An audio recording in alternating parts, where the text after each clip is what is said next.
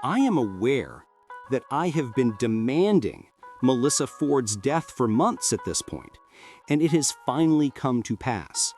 However, the fact that she isn't receiving a fitting send-off from the JBP and never will is making me uncomfortable.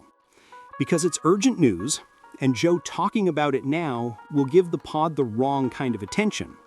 It will cause the course to change. Numerous events will take place. Furthermore, you're not attempting to illuminate her further. You're making a sincere effort to keep the show going. However, it caused me to wonder, because if I recall correctly, she appeared in episode 4 or 582.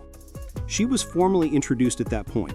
Additionally, it's episode 866, although her most recent episode was 857 or something. In addition to the 250 Patreon episodes, with a few missed ones, she has been on for about 250 episodes, give or take. Naturally, we must remove the suspensions and the video shootings.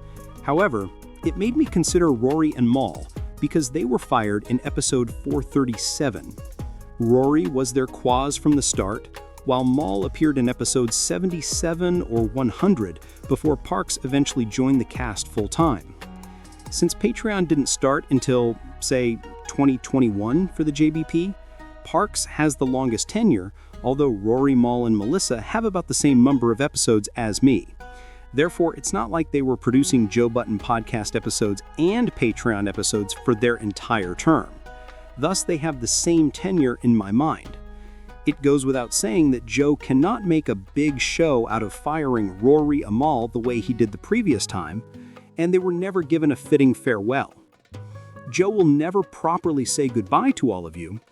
However, we can't give the impression that Melyssa just dropped by and left the pod empty, or are we able to?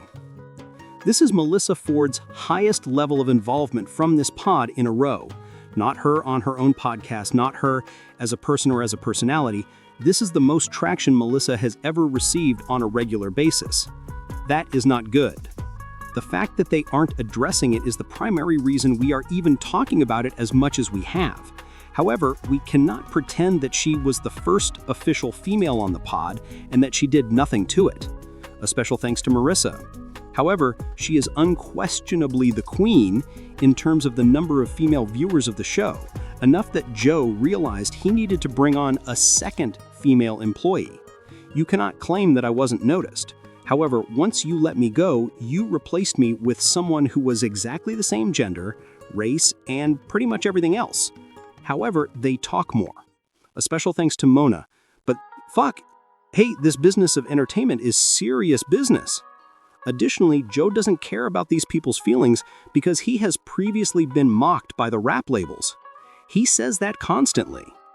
When Rory and Mal were employed by them, he made the statement, "Friendship is meaningless.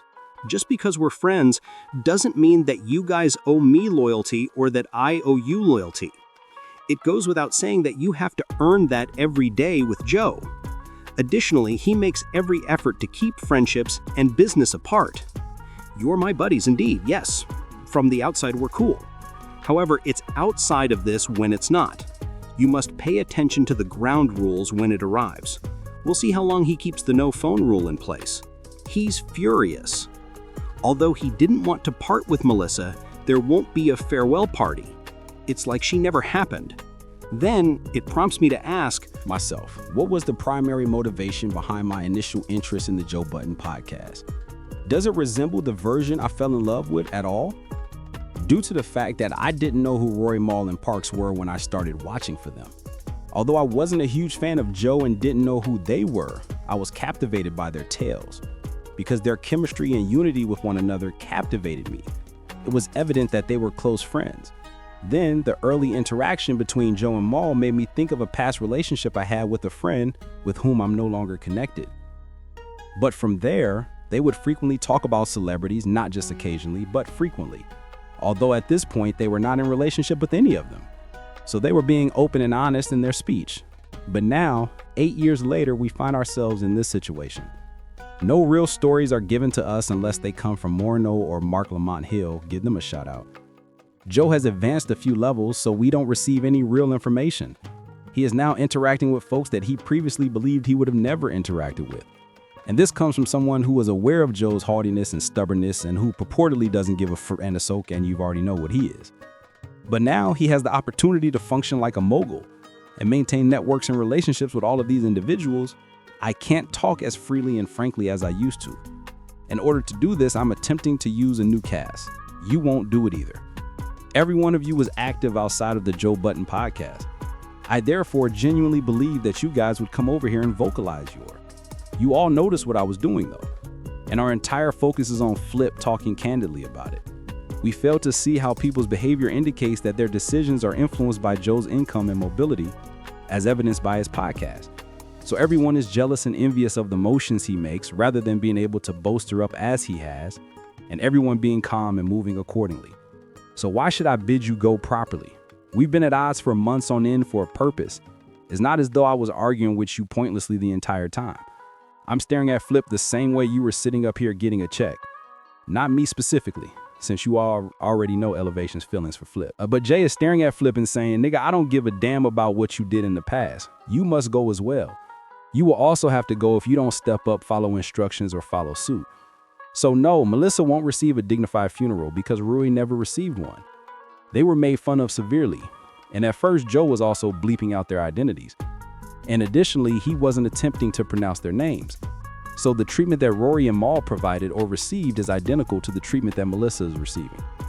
I appreciate your contributions. The door is there. Find a means to get out of it. That concludes it. But fuck this mistake. And since I talked about Joe calling Rory and Mal the bare minimum boys in my very first video on this topic, I suppose I have a stronger connection to Melyssa's departure than to Rory and Mal's. So they had already departed. For the duration of Melyssa's employment, I have been making videos. I have been talking about the material for longer than one of the co-hosts was able to stay on the show, which is a damn shame. But please share your thoughts with me in the comment section. Has Melyssa made any contributions to the pod? Will you all miss her presence? I created a poll yesterday, and of course you guys never stop making amazing polls. And the majority of you say the show must continue. Her presence doesn't concern us. God damn. And additionally, why did she have such a long term when the majority of us felt this way? We will need to investigate that more. However, like I mentioned, please share your thoughts with me in the comment section. If you enjoyed the video, please like it. If you haven't already, please subscribe to the page. If so, you already know how awesome we are. Man, I'll see y'all tomorrow. We have a couple Patreons coming out tomorrow. I will be releasing a Patreon tomorrow, back to your 2 video per day routine. We had to take a brief mental vacation, but we are back to work. Be careful, everyone. Peace.